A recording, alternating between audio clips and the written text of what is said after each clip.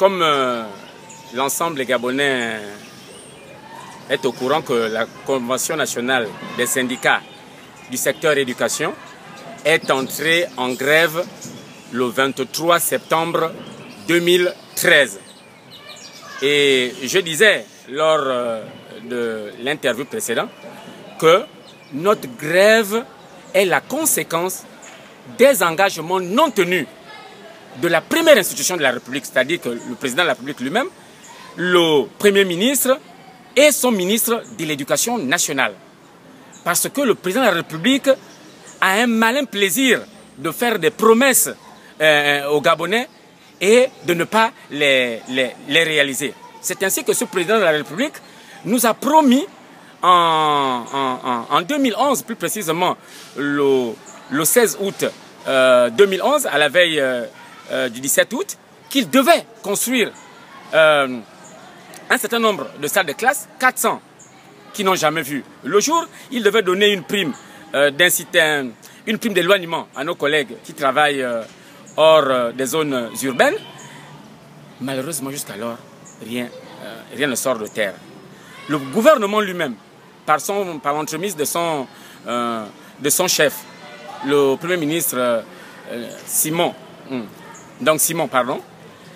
qui avait pris des engagements au mois de février avec la CONACYCED de mensualiser la prime d'incitation à la fonction enseignante.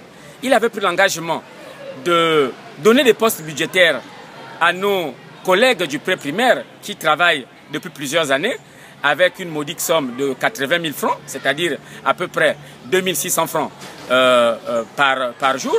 Il avait pris l'engagement de payer l'ensemble des rappels des fonctionnaires. Il avait promis de mettre en place une nouvelle grille, un nouveau système de rémunération qui devait toucher l'ensemble des fonctionnaires. Malheureusement, comme à leur habitude, les promesses n'engagent que ceux qui croient. C'est pourquoi la CONACYCED a décidé de mener ce mouvement de grève. Parce que nous en avons marre de nos responsables. Parce qu'au niveau de l'éducation, il n'existe pas de politique. Et les personnes chargées d'animer cette politique ont montré leurs limites. Parce que M. Mundunga aujourd'hui est disqualifié à conduire les décisions de notre système éducatif. Parce que nous savons tous que le système éducatif gabonais est malade, mais aujourd'hui, avec la gestion du ministre Mundunga, il est rentré dans un état comatique. Et que la solution passe par l'élaboration d'une nouvelle politique en matière d'éducation et mettre aux commandes de ce système des hommes et des femmes valides. Je voudrais aussi, en ce qui concerne ces promesses du chef de l'État, pour dire que malgré les budgets de l'ordre de 3 000 milliards par année, donc à peu près en 4 ans, on peut trouver qu'ils ont géré près de 12 milliards, le président de la République n'a pas pu construire une seule école pré-primaire jusqu'alors. Il n'existe pas une seule école pré-primaire qui a été construite. Je ne parle pas des écoles primaires, je ne parle pas des collèges, je ne parle pas des lycées d'enseignement général et technique. Rien n'a été fait. Et une situation qui amène aujourd'hui les enseignants à poser la question au président de la République, où va l'argent du Gabon ? Où va le budget consacré à l'éducation nationale? Est-ce que l'argent du Gabon est utilisé pour régler les problèmes des Gabonais? Parce que nous avons du mal à comprendre qu'en 4 ans, on n'arrive pas à construire une seule école pré-primaire à Libreville. Et que nous continuons à assister aujourd'hui à des élèves qui parcourent 10 km pour trouver une école. Je prends le cas des élèves qui habitent à Montalier. Ces élèves-là parcourent plus de 10 km parce qu'ils viennent apprendre, pour ceux qui connaissent Libreville, quittent Montalier pour venir apprendre au niveau de l'école de dragage de Nzengayong ou au niveau de l'école du rond-point de Nzengayong. Or, il existe au niveau de Montalier une réserve foncière pour l'éducation nationale en face du lycée. Et les enfants de 6 ans parcourent ces kilomètres-là chaque jour. Pendant ce temps, que fait le gouvernement? Le gouvernement s'attelle à construire des parcours de golf, s'attelle à inviter des équipes de football pour des sommes vraiment faramineuses, de l'ordre de 2 milliards de francs CFA, pour citer le coût des parcours de golf qui est de 3 milliards 760 millions de francs. Et en tant que syndicaliste, je vous dis qu'une salle de classe ne coûte que 7 millions de francs CFA. Et un bâtiment scolaire de 3 salles de classe ne coûte que 20 millions de francs.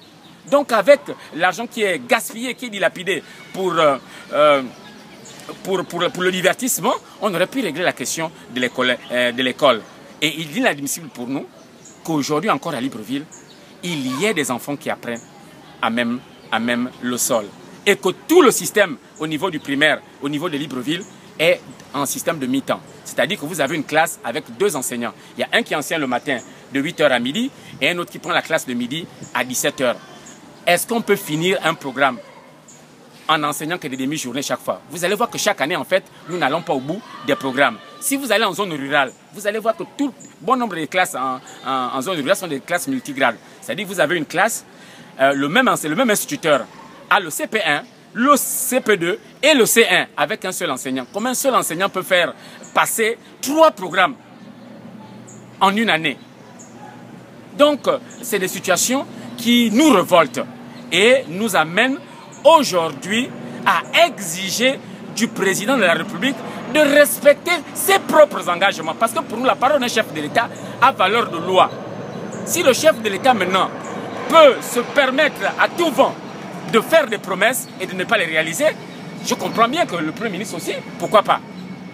Il est à l'image de son chef, il fait aussi des promesses.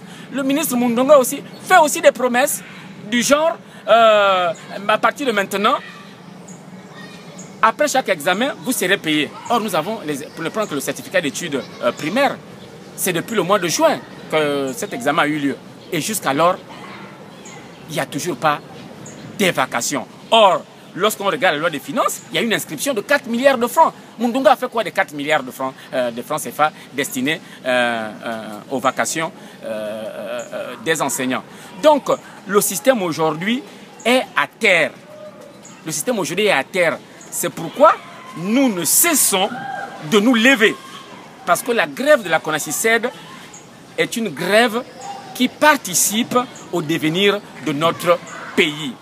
Parce que l'éducation est la base du développement. Et c'est le droit à l'éducation qui vous donne, qui vous ouvre les portes à d'autres droits. Or, malheureusement, le président de la République, le Premier ministre, le ministre de l'Éducation nationale, pour ne parler que de lui, s'en foutent de l'école. Et nous comprenons pourquoi ils s'en foutent de l'école. Parce que leurs enfants n'apprennent pas au Gabon. Parce que le même ministre, il sait très bien qu'il n'a pas d'enfants dans nos écoles. Parce qu'ici, ils ne mettent pas les enfants dans nos écoles, c'est parce qu'ils savent très bien qu'ils ont tué l'école. Et ils épargnent leurs enfants de ce système-là, qu'ils ont tué.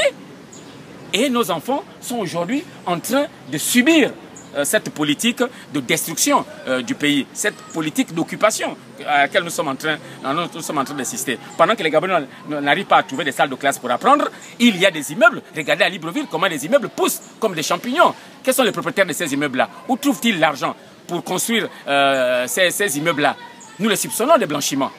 C'est l'argent qui devait être consacré à la construction de salles de classe, à la construction des dispensaires, à l'adduction d'eau, etc., etc.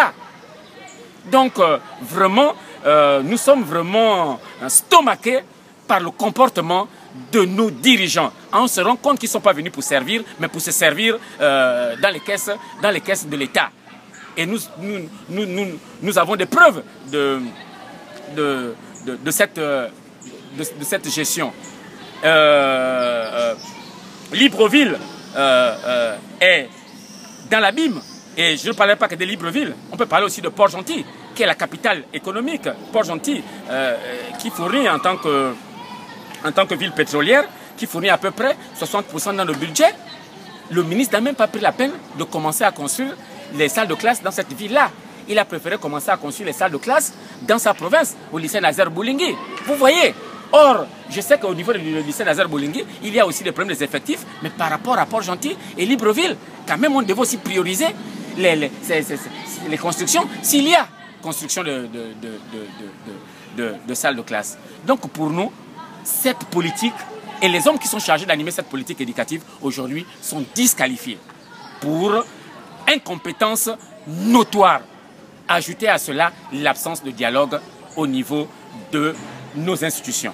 Parce qu'aujourd'hui, il n'y existe pas au niveau du ministère de l'Éducation nationale des cadres de dialogue. Parce que ce ministre de l'Éducation nationale, champion du repli identitaire, a verrouillé, a fermé tous les cadres qui étaient là, que ses prédécesseurs avaient mis pour le dialogue social. Je fais allusion aux commissions des examens, je fais allusion aux commissions de mise en stage, je fais allusion aux commissions de recrutement et à mutation, etc. etc. C'était des cas dans lesquels nous avions souvent l'habitude de discuter avec le ministère. Mais comme lui, c'est la loi, il a fait fi de tous ces cadres de dialogue. Et aujourd'hui, la seule réponse du gouvernement, c'est la police. Avec des chiens, avec des bombes lacrymogènes. Donc nous ne sommes plus autorisés même à manifester dans notre pays. Vous voyez à quel point les libertés publiques sont atteintes. Donc vraiment nous pensons que le peuple gabonais devait vraiment aujourd'hui ne plus accepter l'inacceptable. Et que le combat que mène la Convention nationale des syndicats du secteur de l'éducation va au-delà de l'école. C'est pourquoi nous invitons nos compatriotes sur le territoire ou à l'extérieur de prendre part à ce combat. Nous aimons dire au niveau de la CONACYSED que celui qui ne combat pas a déjà perdu. Mais celui qui combat peut perdre. Donc, lorsque l'injustice devient loi, la résistance est un devoir.